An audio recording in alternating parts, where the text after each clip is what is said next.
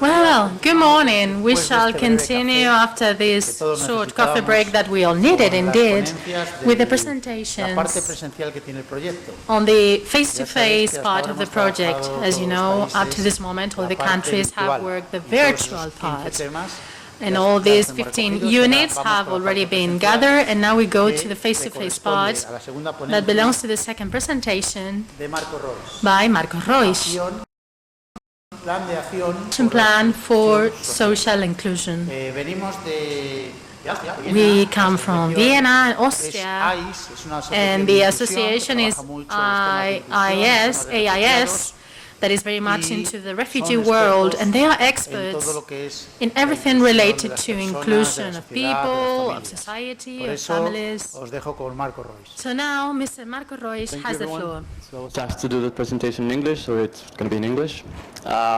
It's going to be hard to follow Jesus Niño because he's a great speaker, but I'll try my best. So I was supposed to do a presentation on plan of action for social exclusion. O en contra de la exclusión social. Nosotros trabajamos lo contrario, la inclusión.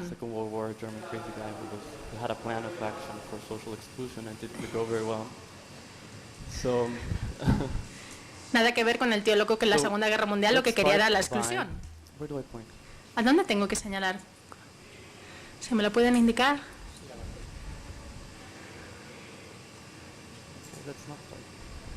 Parece que no funciona.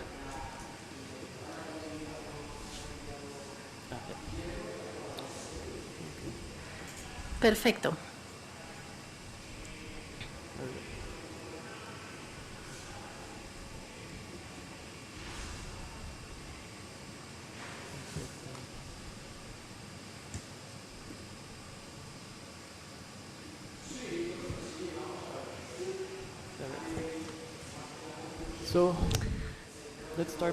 Empecemos por el inicio y veremos qué es la inclusión social, por qué es importante.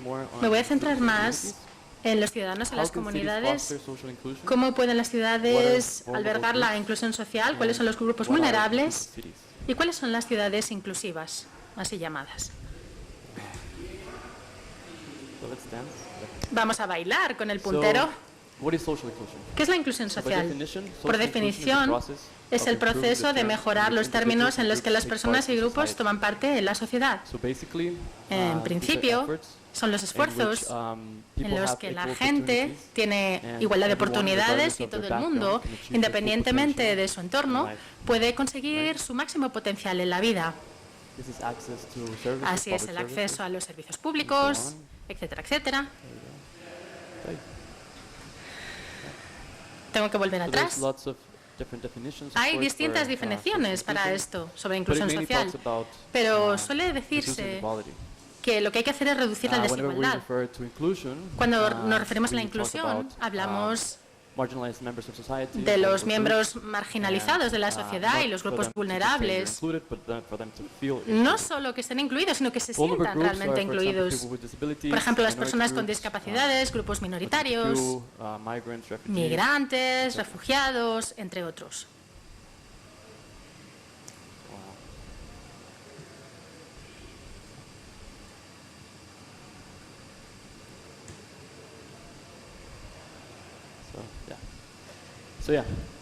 Sí, por definición, un grupo vulnerable se puede definir como en una comunidad, en una área o en un país con características especiales que tienen un mayor riesgo de ser excluidos en comparación con otros grupos. Y el contexto de este proyecto, uno de los puntos principales es hacer las ciudades más accesibles para la población vulnerable y sus grupos. Y nos centramos en las familias y en la educación.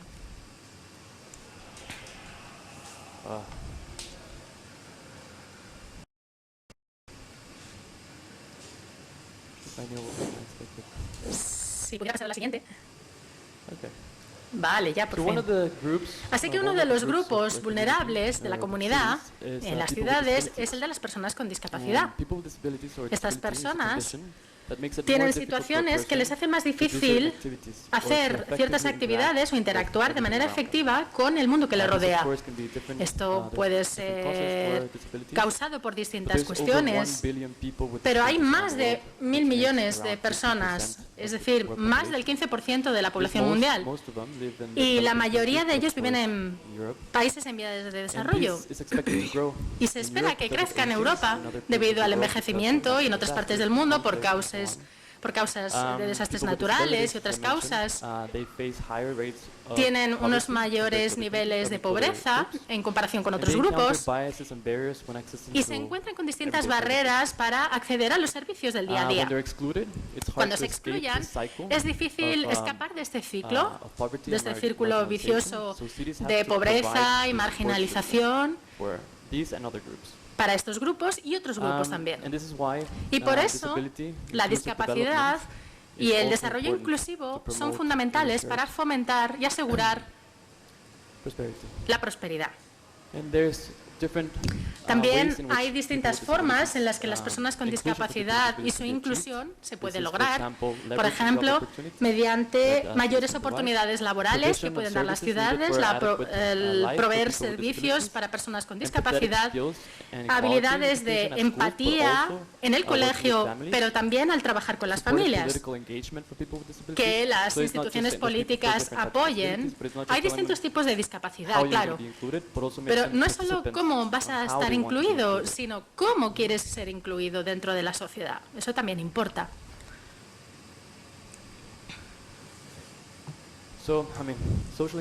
La inclusión social, por tanto, es muy amplia, trata distintos temas, pero voy a mencionar algunos de los temas fundamentales de la inclusión social hoy en día.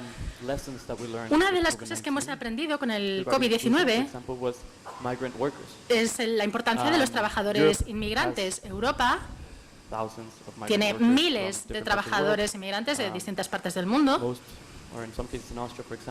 En Austria, por ejemplo, de Europa Oriental, y durante la pandemia nos mostraron el papel tan fundamental que desarrollan en la comunidad.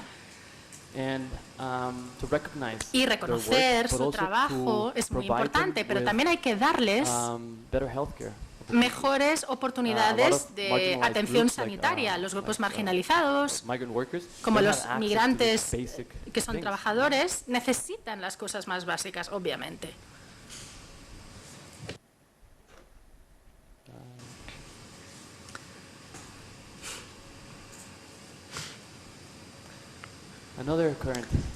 Otro tema actual en Austria es fundamental, está muy candente,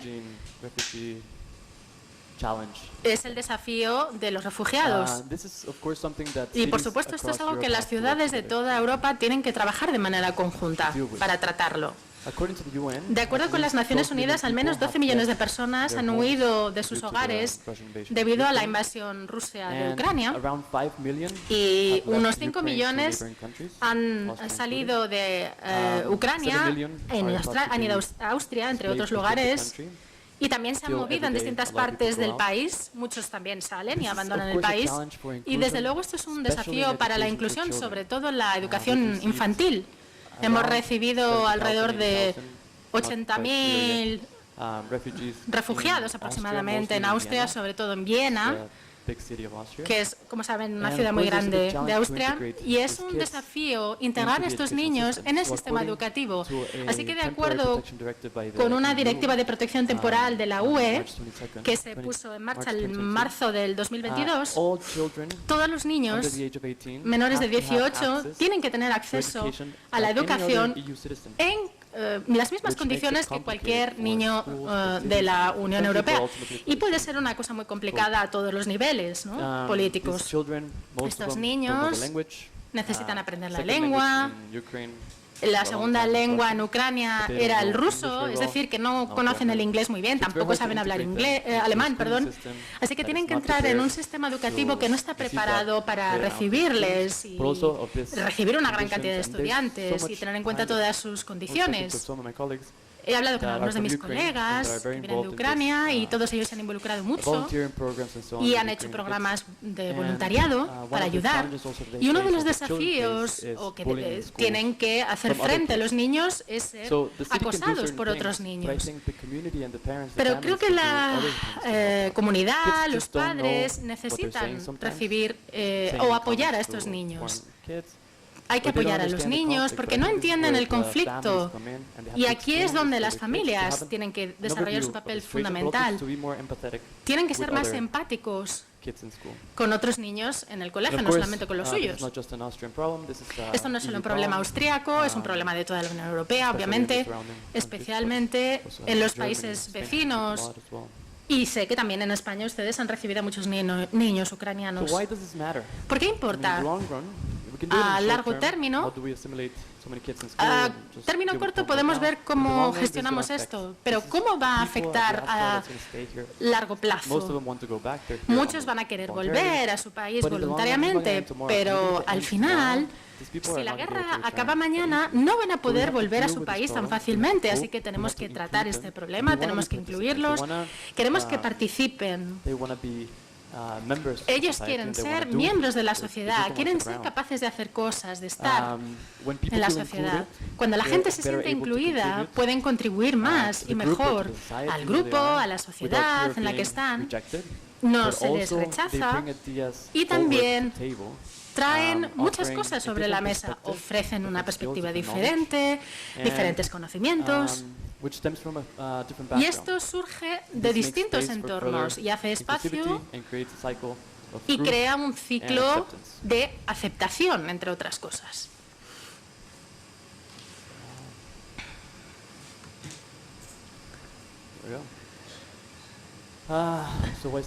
¿Por qué es importante la inclusión social? Por distintas razones, por la dignidad de la persona, por su seguridad, la oportunidad de crecer, de llevar una vida mejor.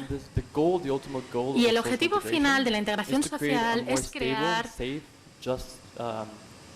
una sociedad más justa, más estable, entre otras cosas, dentro de los valores de la Unión Europea, en el que cada individuo tenga sus responsabilidades y tenga un papel activo dentro de esta sociedad.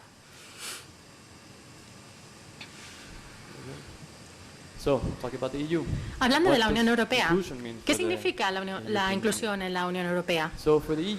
Para la UE se refiere a ofrecer apoyo completo a las personas de grupos que son vulnerables, trabajadores jóvenes, migrantes, padres o madres solteros, personas que viven en zonas pobres, y hay que asegurar su dignidad, su igualdad social, entre otros temas. Es decir, que tengan las mismas oportunidades que las demás personas. ¿Cómo pueden apoyar las ciudades esta inclusión? Pues es bastante complicado. Hay algunas recomendaciones que podemos hacer. Una integración de éxito depende de una acción temprana, pero también a largo plazo, un plan a largo plazo. No es algo que cambie de un día para otro. Es muy importante trabajar por la inclusión, un enfoque de la comunidad para hacer esto exitoso. Y al final, la sociedad europea podrá ser más próspera, más cohesiva, más próspera, entre otros asuntos. Como ya he dicho, la comunidad es un pilar de la inclusión. Ofrece los medios, los recursos y las normas que permiten un desarrollo común. Así que sí, las ciudades y las comunidades, la ciudad es la comunidad, la comunidad es la ciudad. Las personas están en el centro de las ciudades. A nivel europeo, tenemos derechos humanos de los ciudadanos y esto se centra sobre todo en la gente joven. Las ciudades no solo tienen que proteger los derechos humanos para todo el mundo, pero tienen que apoyar la participación entre los jóvenes. Los jóvenes son un grupo vulnerable y necesitan un sistema de apoyo para participar completamente en la sociedad. Tienen que ser capaces de contar con formación, educación, y tienen que participar de manera activa. Pensar por sí mismos qué es lo que quieren, no que alguien externo les imponga qué es lo que tienen que pensar. Y esto se puede lograr mediante distintos medios, puede ser a través de los centros juveniles, actividades, infraestructuras centradas en los jóvenes, por ejemplo deportes o distintos locales o lugares, zonas de encuentro social, y también una participación fomentada por la política, donde se puedan involucrar el apoyo para entrar en el mercado laboral, entre otros.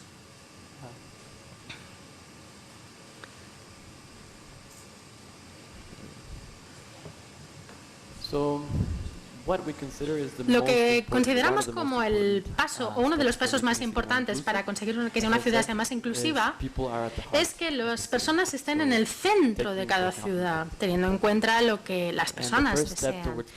El primer paso para conseguir una ciudad más inclusiva es involucrar a las comunidades, es desarrollar nuevas herramientas que al final hagan que las ciudades sean más vivibles para más gente.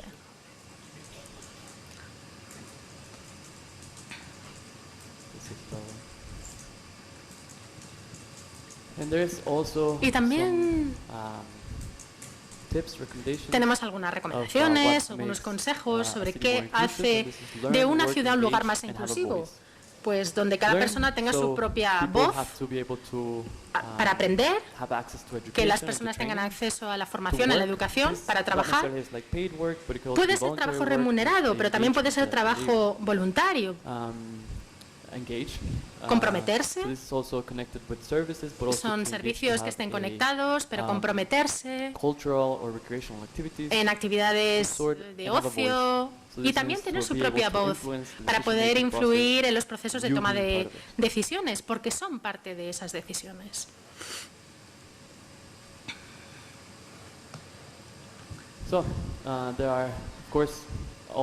También hay regiones y ciudades que son muy diferentes, se mueven a distintos ritmos, pero algunas de las recomendaciones de la Unión Europea y sus objetivos, voy a mencionar 6, por ejemplo, plataformas participativas que tienen que ser desarrolladas para que se pueda escuchar todas las voces, que la realización de políticas esté basada en la realidad, que se pueda participar en estas decisiones. Hay otro número 1, asegurar que los presupuestos también incluyan a los grupos más frágiles, por ejemplo, que tengan presupuestos especiales para programas, para jóvenes y otros grupos vulnerables.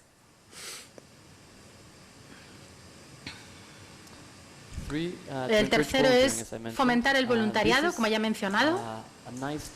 Es una muy buena herramienta porque, por una parte, puedes involucrar a la sociedad para aprender cuáles son los desafíos y así formar parte de la solución ante esos desafíos. También es una forma de unirse a la empleabilidad y para prepararse para el mercado laboral. Y también es un proceso de aprendizaje, claramente.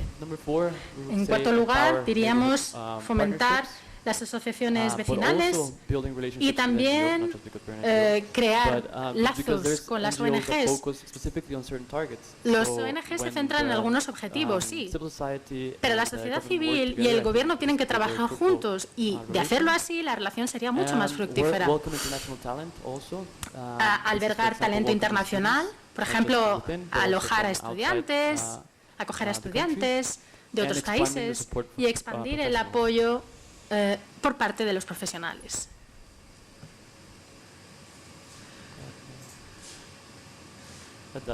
Y eso es todo lo que les quería contar. He ido muy deprisa. Muchas gracias.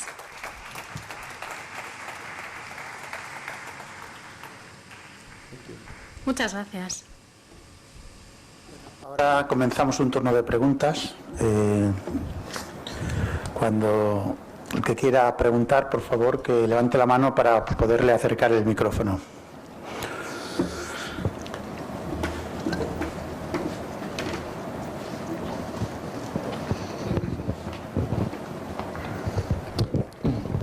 Hola, buenos días. Marco, muy interesante la presentación, la conferencia. Yo quería preguntar sobre el tema de la discapacidad.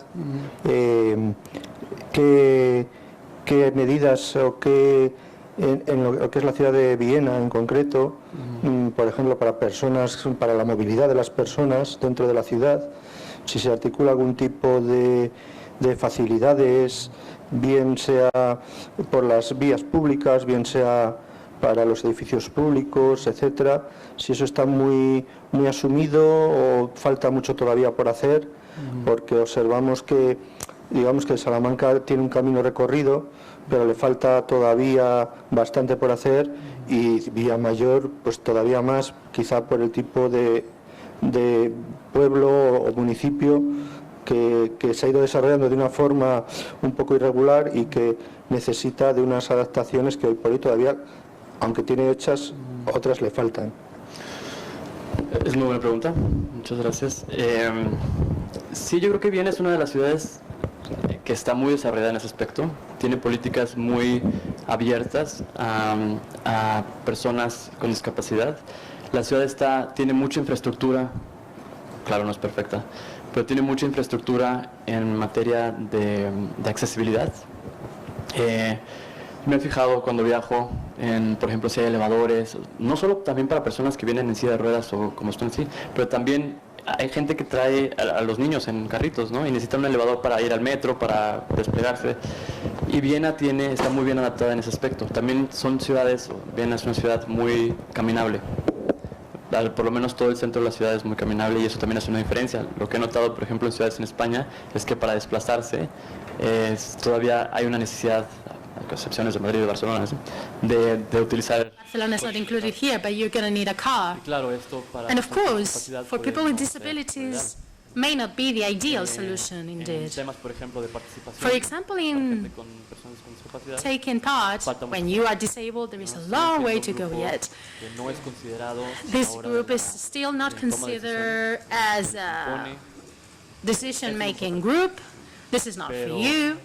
That's what we say to them. But of course, there are different types of disabilities, and people who should have the chance to decide by themselves what they want to achieve. What do I really need? In my opinion, that is one part that has to be covered, and that is a gap right now.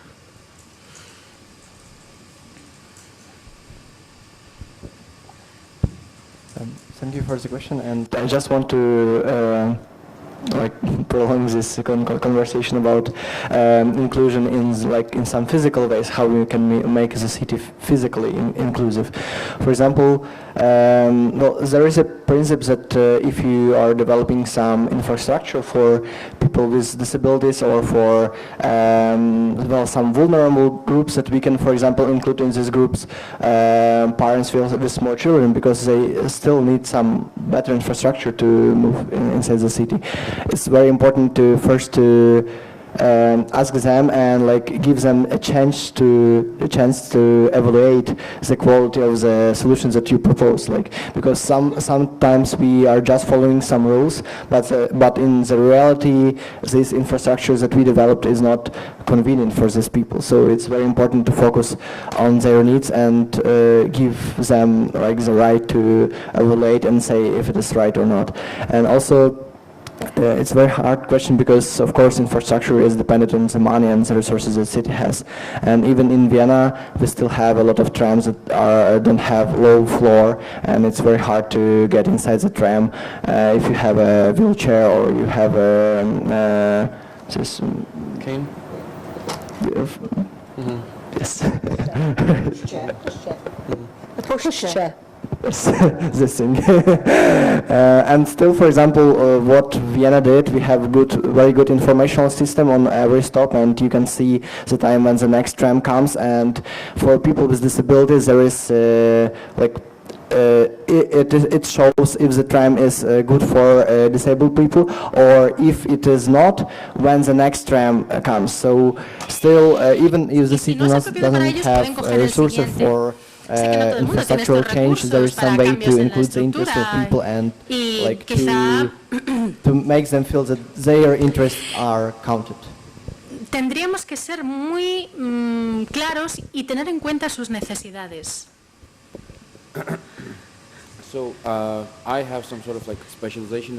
Tengo cierta especialización en la integración de las personas discapacitadas. Así que hay dos lados. El primero es la parte gubernamental o de la ciudad, establecer la infraestructura para las personas discapacitadas, pero la segunda parte, las discapacidades son un constructo social. En ese sentido, las escuelas son la entrada hacia la sociedad. ¿Están de acuerdo conmigo? La educación en los colegios está apoyada también por las ONGs, no solo para educación, pero realmente queremos una sociedad que sea mucho más inclusiva y que pueda apoyar a todas las personas discapacitadas independientemente de su entorno. Pero esto es muy importante para la sociedad, empezando por el colegio, y es de la mayor importancia. Es lo único que simplemente quería añadir al respecto.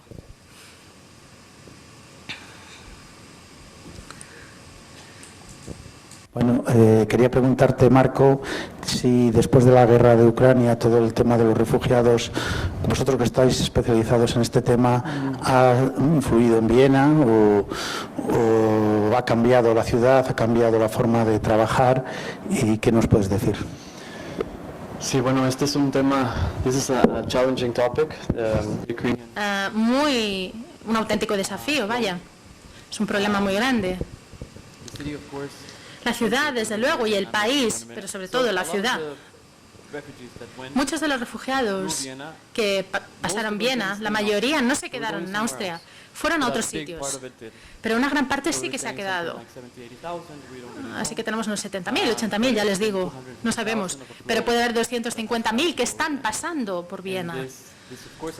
Y esto evidentemente tiene una repercusión en la ciudad y en nuestra vida diaria. Lo podemos ver a diario. Está a nuestro alrededor. Pero cuando vives ahí, vas al colegio, vas a la universidad, te encuentras con estos desafíos. La ciudad de Viena, o la Universidad de Viena ha dicho, podemos permitir que todos los estudiantes que estaban en Viena venir a la universidad.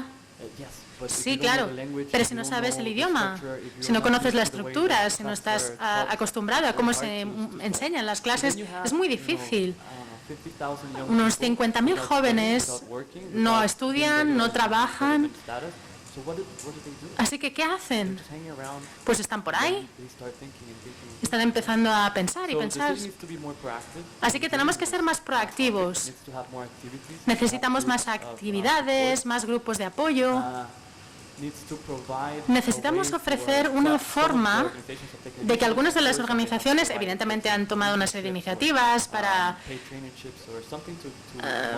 distintos contratos pues, de distinto tipo para que la gente joven, sobre todo las mujeres y los jóvenes, pero son personas que están trabajando y que tenían una vida diaria distinta y se han tenido que marchar de su país, así que ¿qué puedes hacer? También es una cuestión de la sociedad civil, como digo, es un desafío. ILIA también está muy involucrada con estas organizaciones y sabe mucho de este tema, pero como digo, es una cosa muy compleja.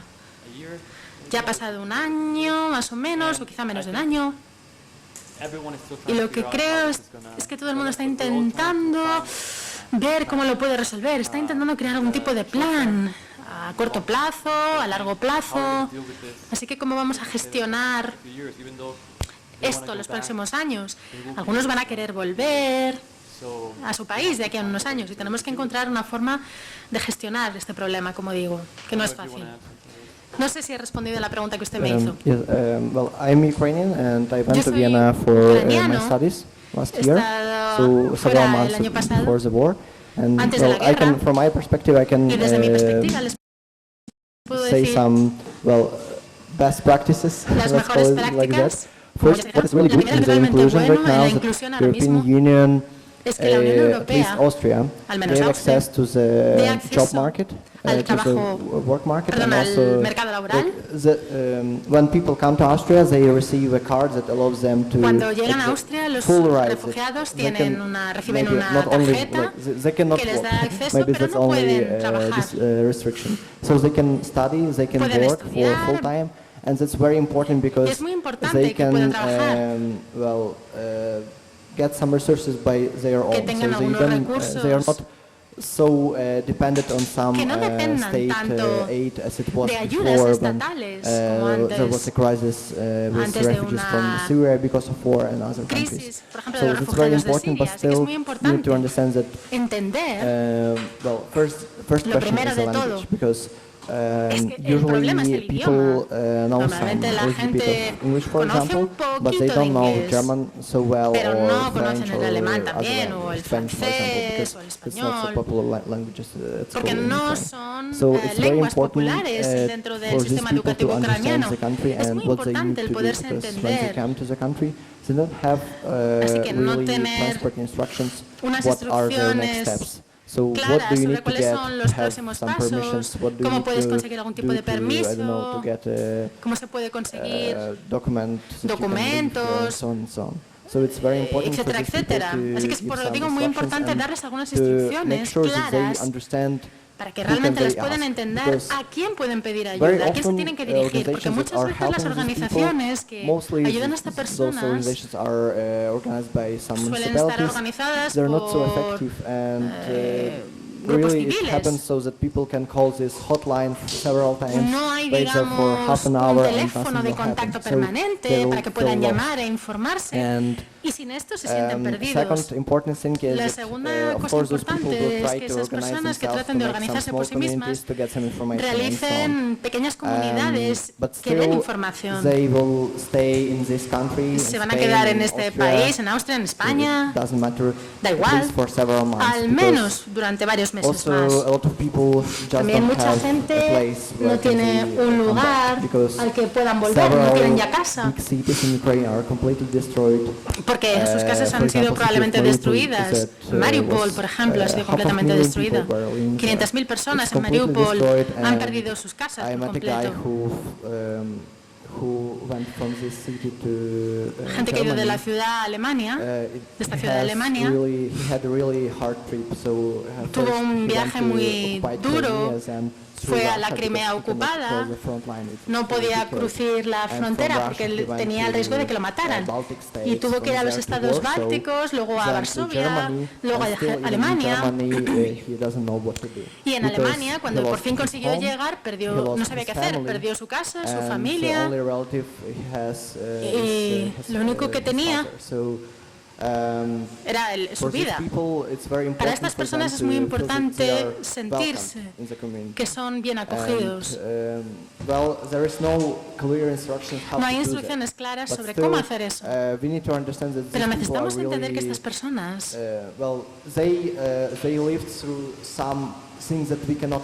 ya que no podemos entender por lo que han pasado. Yo no puedo entender qué es lo que le ha pasado, porque yo estoy en Austria, yo no soy el típico ucraniano que ha tenido que huir. Yo leo las noticias, pero sin esta experiencia de primera mano, no sé cómo les puedo ayudar. Por ejemplo, niños ucranianos que son scouts. He sido scout durante más de 5 años y hemos creado un nuevo grupo en Viena para niños ucranianos, scouts, y casi todos los días tienes esta experiencia de ataques aéreos. Hay alarmas y tienes que ir al refugio antibombas. Practican eso en los scouts. Tienen también alarmas en los edificios y tienen cartelería en los edificios que les indica dónde se tiene que esconder. Y si hay, como digo, un ataque por aire, ellos saben dónde se tienen que esconder. Y esto puede ser muy estresante para los niños, evidentemente. Algunas cosas que son, bueno, entendibles para nosotros, a lo mejor para otros no lo son.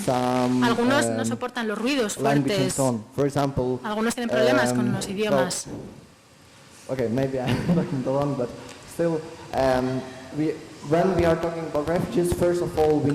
Tenemos que entender, por tanto, las cosas que no entendemos de ellos. No entendemos completamente cuál es la experiencia por la que ellos han pasado. Una vez le pregunté a una niña ucraniana, ¿de dónde son tus padres? ¿Tienes hermanas? Sí. Sí, tengo una. Sí, pero murió en Mariupol. Y no sabes cómo reaccionar. Es una niña muy chiquinina, de 3 años, de 4 años, que apenas sabe hablar. ¿Tienes amigas? ¿Tienes hermanas? Sí, pero murió.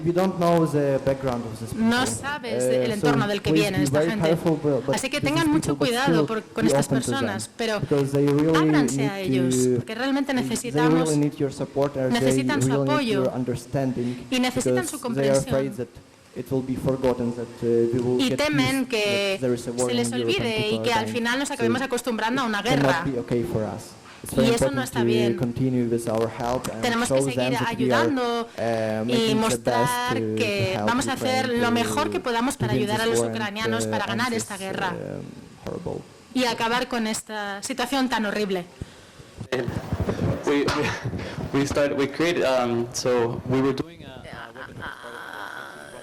En este proyecto sobre la inclusión nos centramos en los refugiados. Tenemos una muy buena participación, estupenda y extraña, con muchísimas personas, sobre todo ucranianos, y sobre todo nos preguntaban qué hacer, cómo navegar por el sistema austriaco. Primero, tomar parte en inglés. A lo mejor 5 personas hablaban inglés o 5 hablaban alemán. La mayoría solo hablaban ucraniano. Así que necesitamos centrarnos en eso, como decirles cómo tienen que navegar, cómo pueden aprender el idioma, cómo pueden llamar a este teléfono permanente, cómo poder guiarles en ucraniano, cuál es tu situación. A lo mejor no es simplemente que me den alojamiento, sino que lo que quiero es trasladarme con algunos familiares que están en otro lugar. Así que información sencilla para que puedan gestionarse es una ayuda mucho más importante y es algo que hemos descubierto a lo largo de la implementación de este proyecto. Así que si no hay más preguntas, muchísimas gracias.